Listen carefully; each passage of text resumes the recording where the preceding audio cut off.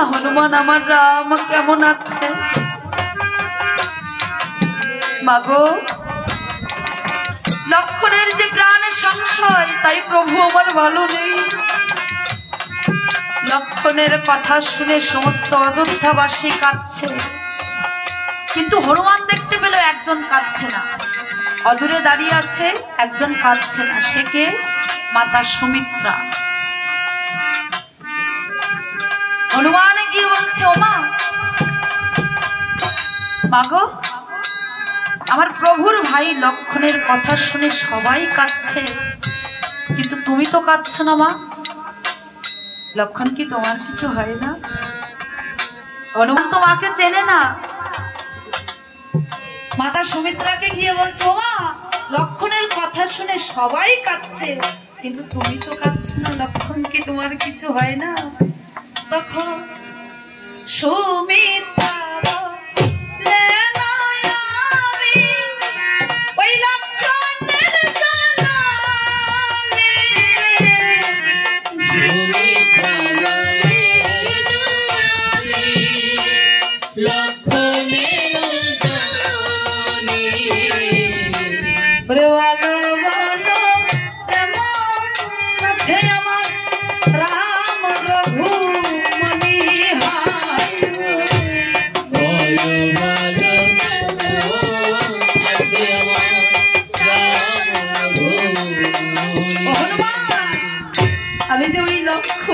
জননী, কিন্তু তুই বল না হনুমান, আমার রাম কেমন আছে? হনুমান অবাক হয়ে গেছে। ও মা, তুমি কেমন মা? তোমার পুত্র মৃত্যুর মুখে পড়ে আছে, তোমার পুত্র মৃত্যুর সঙ্গে লড়াই করছে, আর তুমি কিনা জিজ্ঞাসা করছো অন্যের পুত্রের কথা। তুমি কেমন মা? মাতা সুমিত্রা বলছে, ওরে বনের মূর্খ বানর, ওরে বনের মূর্খ বানর, তুই যদি আমার রামকে চিনতিস, তুই যদি আমার রামকে জানতিস, তাহলে বৃথা ওই বিশাল পর্বত নিয়ে আসতিস না। কেন জানিস? কারণ এমন ঔষধ আছে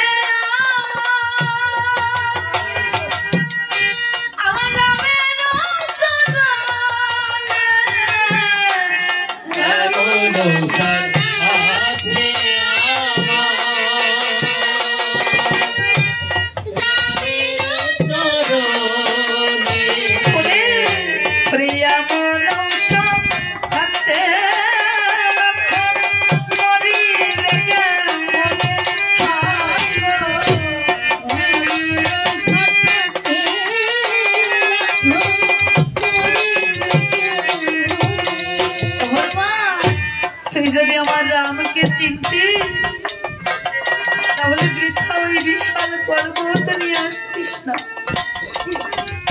কারণ আমার রামের চরণে যতদিন ওই লক্ষণ থাকবে, ওর যে কিছু হতে পারে না। তবে তুই যখন ওই পর্বত নিয়ে চলেই এসেছিস বাবা, যা তোর প্রভুর কাছে। ওমা, আমার যে ওঠার ক্ষমতা নেই, আমাকে যে ওয়াটলবান নিক্ষেপ করা হয়েছে, আমি কেমন করে যাব প্রভুর কাছে? তখন